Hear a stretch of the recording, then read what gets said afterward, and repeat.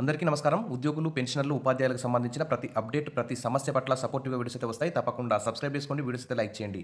ఇక వివరాలకెళ్తే తెలంగాణ ఉద్యోగులు దాదాపు 4 డీఏలు పెండింగ్‌లో ఉన్నాయి ప్రస్తుతం అయితే.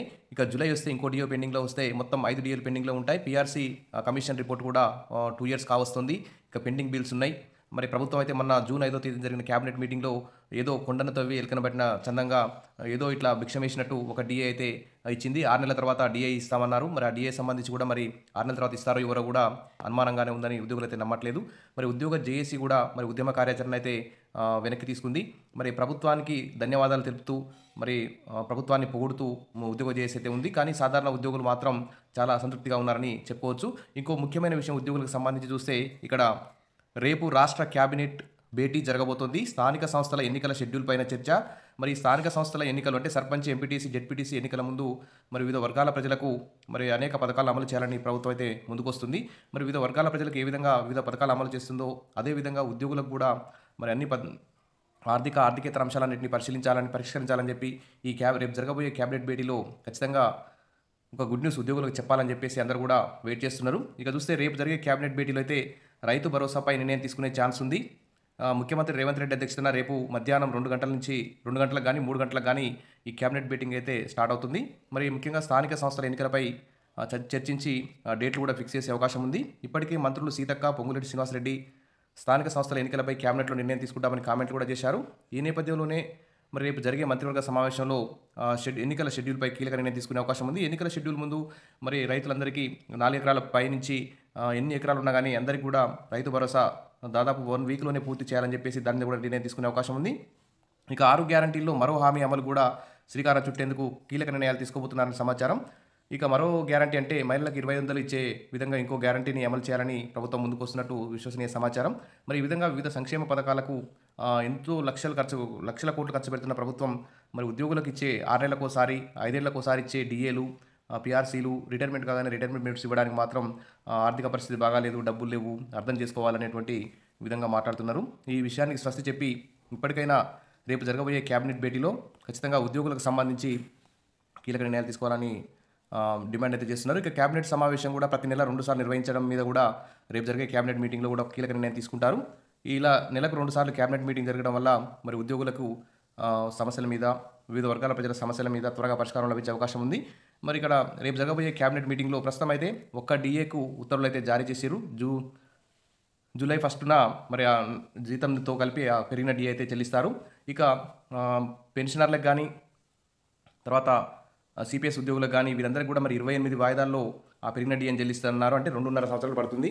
మరి ఇన్ని సంవత్సరాలు ఒక్క డీఏని క్లియర్ చేయడానికి ఇన్ని సంవత్సరాలు పడుతుంది. మరి ఇక పీఆర్సీ ఎప్పుడు ఇస్తారు? కాబట్టి ఈ 28 వాయిదాలు కాకుండా ఒక డైరెక్ట్ ఒకటేసారి వేయాలని, లేకుంటే 10 వాయిదాల్లో ఆ డీఏ ఏరియర్స్ మొత్తం కూడా పూర్తి చేసే విధంగా క్యాబినెట్ నిర్ణయం తీసుకోవాలని కోరుతున్నారు. ఇక క్యాబినెట్ నిర్ణయాలపై వెంటనే ఉత్తర్వులు అయితే జారీ చేయాలి. దాదాపు ఉద్యోగులకు సంబంధించి ప్రధానంగా 57 డిమాండ్లు ఉన్నాయి. మరో 217 సాధారణ డిమాండ్లు ఉన్నాయి. మరి వీటన్నిటి మీద కూడా రేపు జరగబోయే క్యాబినెట్ మీటింగ్లో మరి కీలక నిర్ణయాలు తీసుకొని ఉత్తర్వులు జారీ చేయాలి.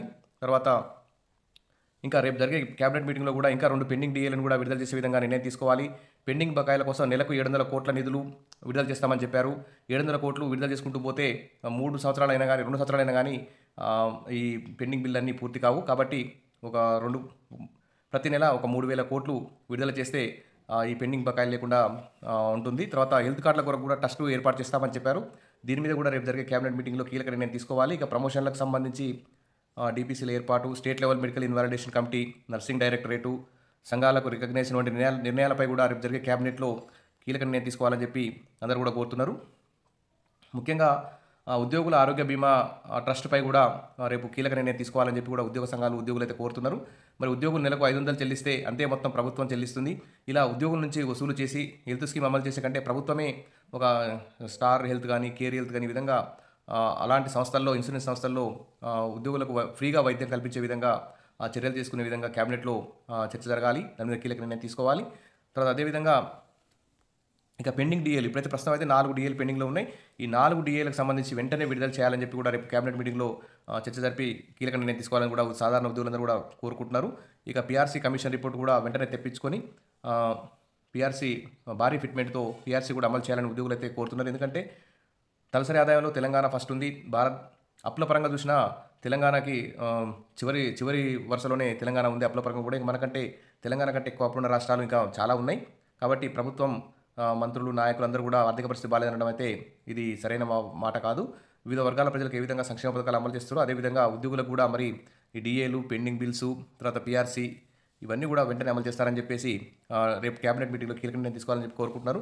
ఇక రిటైర్ అయిన వారికి కానీ, సిపిఎస్ వారికి కానీ 28 వాయిదాలు కాకుండా ఒక 10 వాయిదాల్లోనే ఈ డిఏ ఏరియాస్ మొత్తం క్లియర్ చేయాలని చెప్పేసి డిమాండ్ అయితే చేస్తున్నారు. ఇది రేపు జరగబోయే క్యాబినెట్ మీటింగ్లో తెలంగాణ ప్రభుత్వం ఉద్యోగులకు సంబంధించి ఆర్థికేతర అంశాలన్నింటినీ కూడా క్లియర్ చేస్తుందని చెప్పి కీలక నిర్ణయాలు వెలువడతాయని చెప్పి ఎదురు చూస్తున్నారు.